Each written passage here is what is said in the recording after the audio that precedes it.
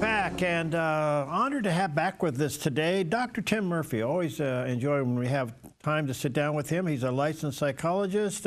He's a clinical director of the Fortis Future, which is a center focusing on the care of veterans, military, and first responders suffering with PTSD. Dr. Murphy was elected to the U.S. House of Representatives from the Pennsylvania's 18th Congressional District 8 times. He has since read his own book, and he's recovered.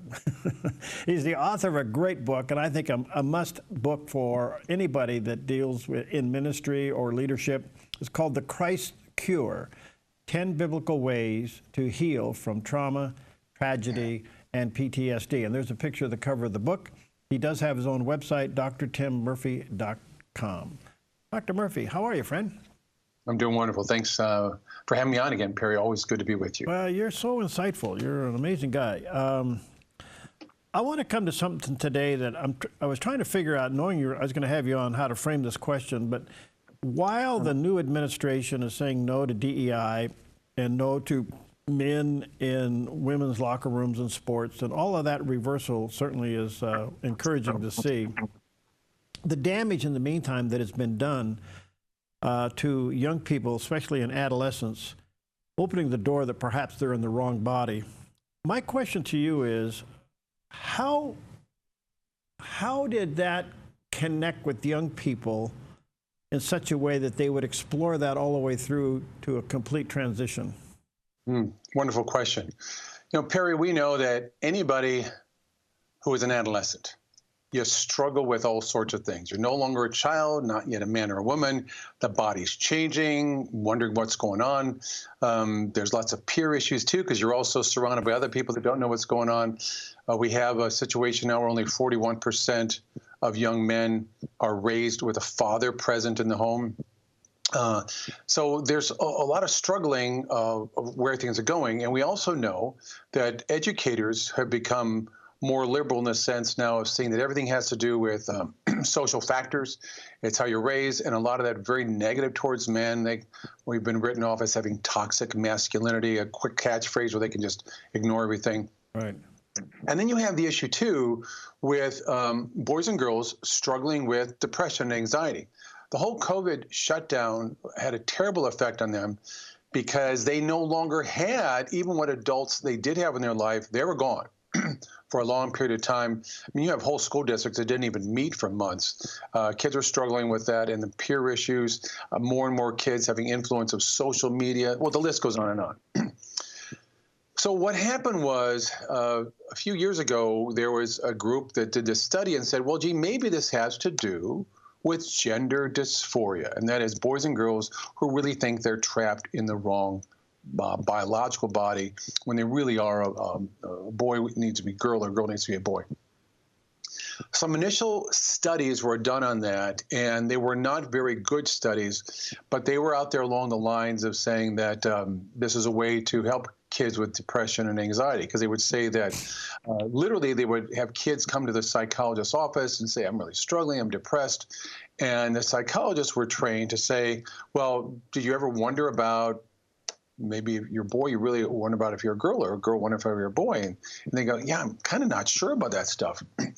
And what happened in what I think is pretty unscrupulous and unethical terms of therapists, I went to a presentation once where they even said that they put rainbow flags around the office. They made sure that kid was now exposed to being around other gay, lesbian, and transgender children or transgender adults, so they could say, oh, what I'm feeling is normal. They changed it. We know peer groups are extremely important.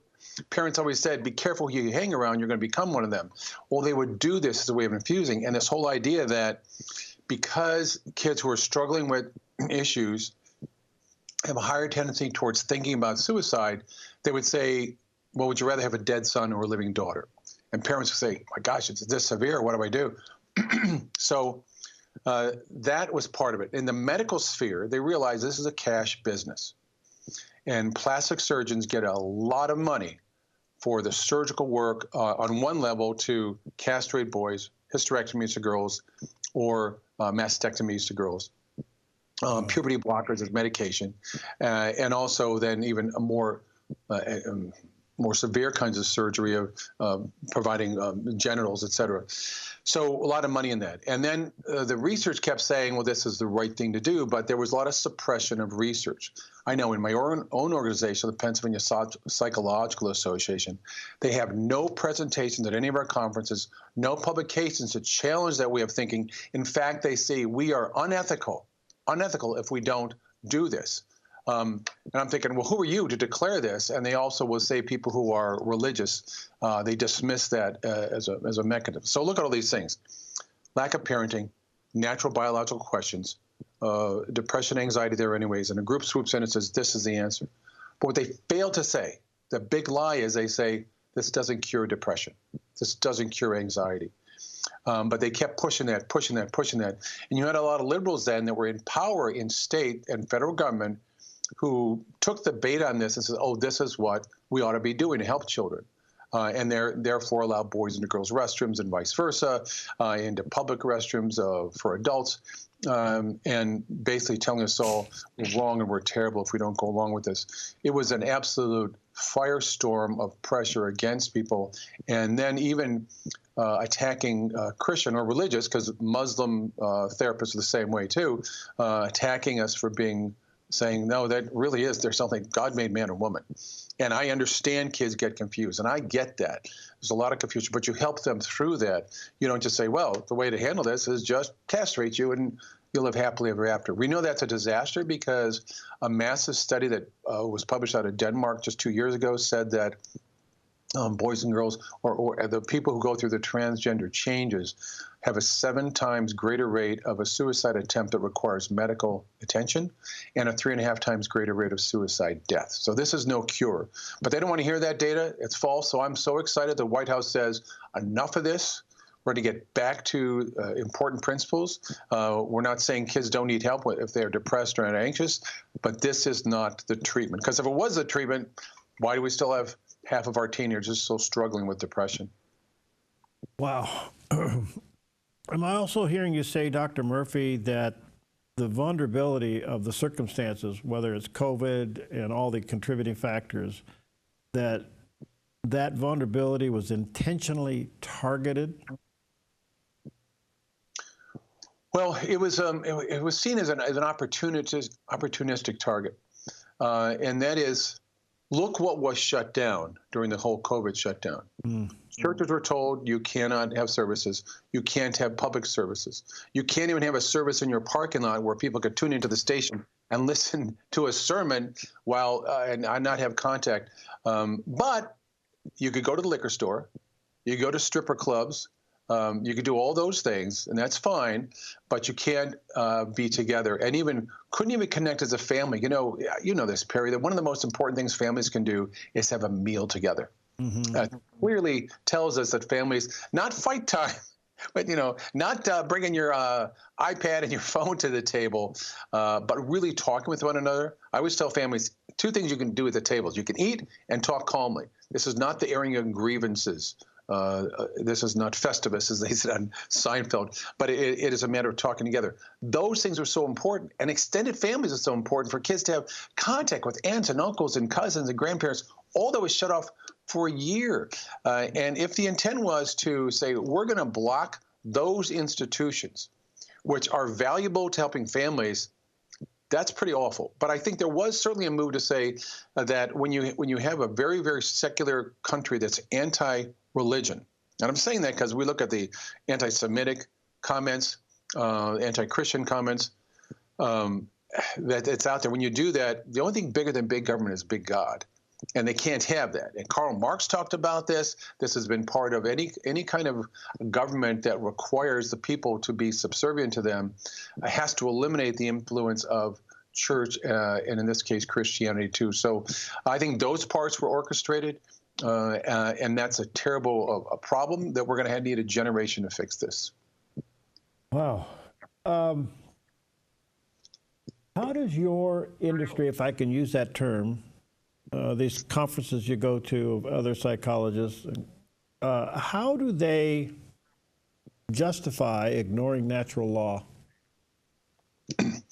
Well, they'll always use terms like saying, well, scientifically based.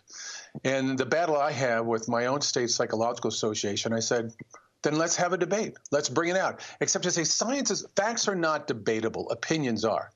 But they suppress the facts when they say, if you post anything on this, we're going to refer you for counseling.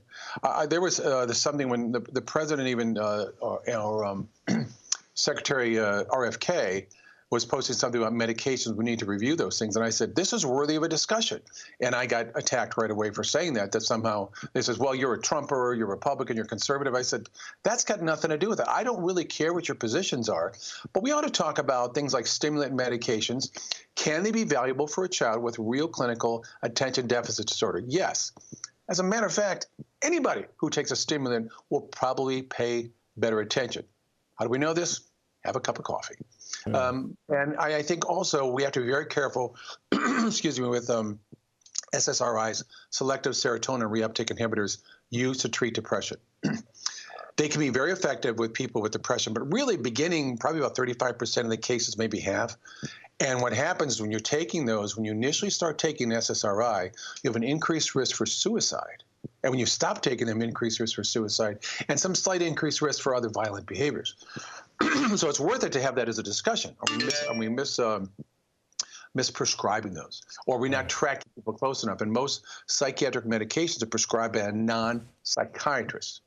I mean, what would we say? I would say most brain surgery is done by a person who's not a brain surgeon. Well, we'd say that's ridiculous. But we don't have enough psychiatrists. So what happens is these things are set out there wrong, and those all contribute to the aspects here of we're not treating people properly. And so there's a suppression of people saying, well, you need to go back to the facts and research. I said, well, that's fine. Let's go with the facts and research, but look at all of it. Bring it all out.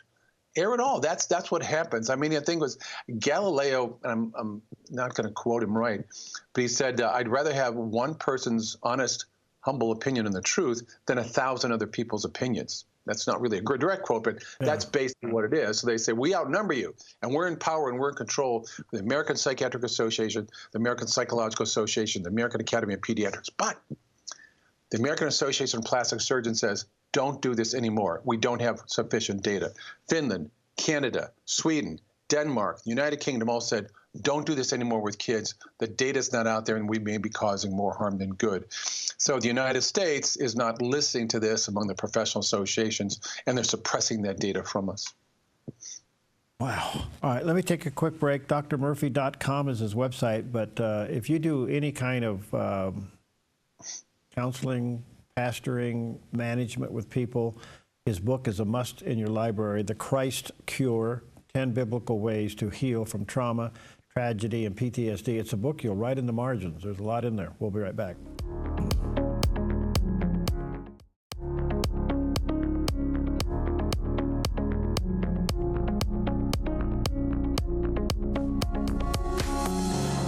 Okay, welcome back. An honor to have back with us Dr. Tim Murphy. We're talking about a lot of things. He's a licensed psychologist, but he also served 8 times in the House of Representatives, U.S. House of Representatives, a congressman from Pennsylvania's 18th District. By the way, Dr. Murphy, just kind of a 30,000-foot view question.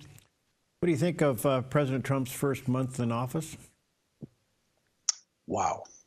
I mean, really, wow. The number of things that he has done and followed through on has really shaken up a system. I'll tell you, in all the years I was in Congress, we always talked about cutting spending. And so legislatively, we say, well, do we cut in this department or this department? How do we do this? Even to say, can we do a 1% cut across the board? And very often we were hit back with, no, you can't do that because all these programs are important. What Congress is not able to do is get inside and say, where exactly is this money going? And I know I was a chairman of a subcommittee of oversight and investigation for the Committee on Energy and Commerce. So I had oversight over Health and Human Services, a number of things with the Manufacturing Department of Commerce, things with the FCC, a number of aspects there. When we would bring them before us, they would simply say, I don't know, or I'll get you that information, or we'll talk about it later. And we wouldn't get it. Even under Republican administrations or Democrat administrations, you couldn't get the data because it was under the executive branch. Well, it took Trump to say, we're going to go through all this, and we're going to see exactly how the money is spent. So when you tell us you need X number of billions for this, I want to know where it goes. And I think it's wonderful he's exposing this. Now, USAID does do some good things when it comes to helping foreign nations stabilize, provide help for their people, et cetera. But we shouldn't be doing some of these bizarre things that the money is being spent on. And I find that fascinating that some people are rebelling against that. Like, we shouldn't be doing this. And they distort it to say, you're going to starve children when you cut money to schools, you're going to hurt the military. And we're finding those things aren't true. But what's that line in Shakespeare? Methinks the lady doth protest too much. And that usually means someone hiding something. And I don't understand that if these programs are out there and doing some questionable things, everybody should be welcoming and saying, bring it on. I want to know. So I applaud Trump for getting into these things. Trump style, President Trump style, is being a bit brash. So when he says he's going to turn Canada into a state or take over Panama or buy Greenland or whatever he's going to do, I know his negotiation tactics. You start up here and you work your way down. No intentions really of taking on Canada or Greenland, but we know he wants Canada to step up and guard the border. Why should we be doing the whole thing? Canada has a massive amount of coastline. Are you protecting that from any submarine bases, et cetera? No. What about other submarine bases up in the North Sea or areas there? Well, we should be talking with Norway and Sweden and Scotland and these areas and Denmark around Greenland to work on these things. So I applaud him for bringing these things up. We've got to talk with them. No one would do it before. So here we are. We now have a new HHS Secretary, Robert F. Kennedy Jr., and in the past he's made some very interesting statements about psychiatric medication. What's your take? Well, as I started to say before, we do need to review those things with some of these medications, how they're prescribed and how they're used. That doesn't mean they're all bad. We know a lot of people with depression can be helped with medication, but that's not the only thing. In the work I do with veterans, we know that mild to moderate depression, something that can help with resilience and recovery from that, is vigorous physical exercise. Schools don't do that anymore. People do that in the military, but you have to maintain that afterwards. We also know that religion makes a huge difference in recovery from problems. But it's not the only thing. We have to remember there's biological causes and issues that have to be dealt with. And even as one is working on their reactions to trauma, for example, trauma is very real and has a very real impact. You know, God made a body that's responsive to the world. And so we have to work on that. But here's where the concern is: it's misdiagnosis and misprescribing. So in the area of psychosis, there are some medications with help with schizophrenia. 1% of the population is about 3.5 million people. And that group with very severe mental illness makes up about 40% of the homeless, 40% of the homeless, 30% of all mass killings, mass shootings, 10% of all homicides are done by someone who is, for example, schizophrenia not in treatment. So they're not on medication, not in treatment. And a big part of our prison population. Why aren't they in treatment? Well, because you also have people out there who say, well, you should never force someone to take medicine they don't want to. Okay, I get it. And from the standpoint of, or you don't want to force people to be vaccinated or don't want people to take other things they don't want. But if someone is not able to even think for themselves, they're not even aware of what planet they're on, or they're floored hallucinations and delusions, we know that some medications can help. Antipsychotics, particularly one called clozapine, but the FDA has made people have to jump through hoops with taking it. It's very difficult. So a lot of people with severe mental illness don't want to take it. So I'm glad that Kennedy's going to look at this. I think it's been read by many people in the psychiatric population or people with struggles saying, oh, is he going to take my medication away? Is he going to start prescribing? No, that's not the case. But let's welcome the discussion on this and have that. But one other thing that goes with this, too, is over the years, the amount of research that goes into schizophrenia. Remember, this is about 3.5 million people, but the annual cost of this, the burden of this illness, is about $380 billion nationwide. That's family costs, medical costs. These people have a high propensity towards 1 or 2 or 3 chronic illnesses. That's a big part of our prison population, $380 billion. Yet the amount of money we spend on schizophrenia research, I'm not sure it's 216, 220, 230, but that's remained flat for a while. So in real dollars, adjusted for inflation, it's worth $200 million. On the other hand, the amount of money we spend on AIDS, with the population is smaller than that, is the amount of money we spend on research is several times higher.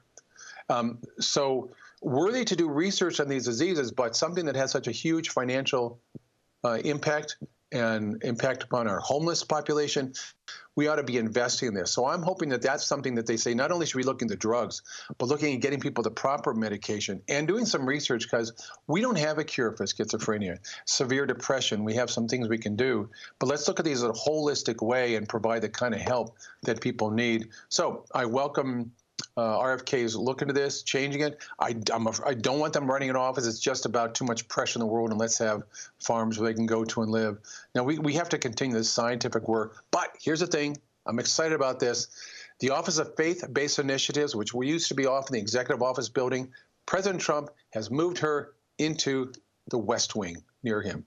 That's really important. So as these questions come up, that what's happened across many federal departments, the whole Department of Defense, HHS, et cetera, HUD, have not included a religion as part of this. So, for example, if we unleash the compassion and mercy and the mission of churches to help with the homeless population, that's a huge factor.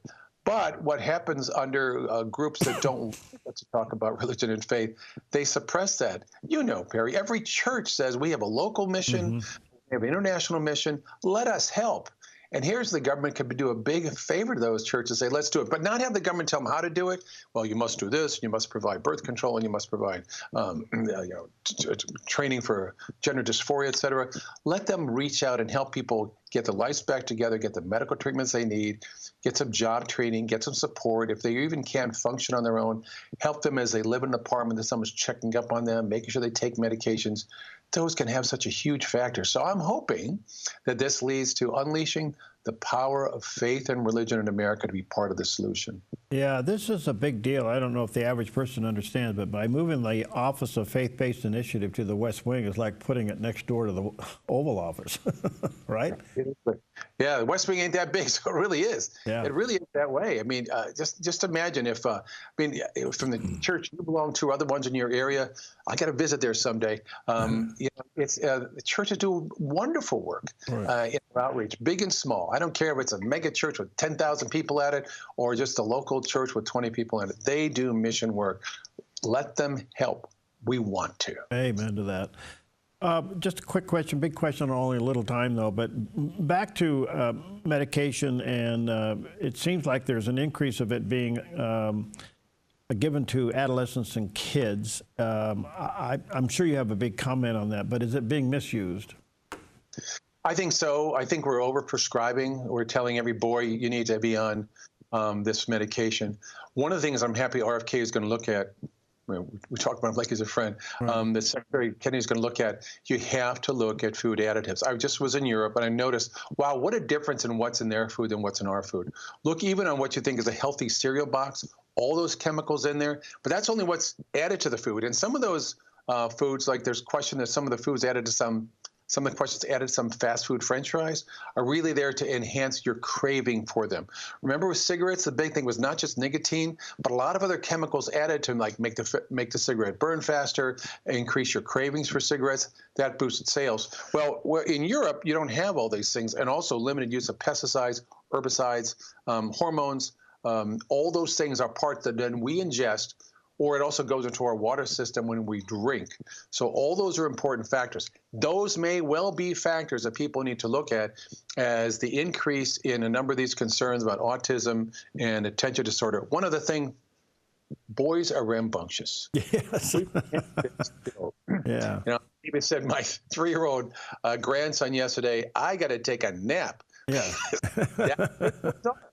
Yeah, some girls like that too, but there are biological differences when you have testosterone versus estrogen. And we have to say, don't just give them all a stimulant medication to calm them down. Adapt the education system and let them do these things. So let's hope Kennedy looks at those things too. Thank you, sir. Thank you so much for what you do, and you've been faithful to doing it. Let me say to our viewers or listeners, he does have a website, drtimmurphy.com, and a picture of the landing page there. And get his book. You've got to have this book in your library and in your office, The Christ Cure, 10 Biblical Ways to Heal from Trauma, Tragedy, and PTSD. We have a lot more to talk about, Dr. Murphy. I look forward to doing it soon. Thank you so much. God bless you. You too. God bless.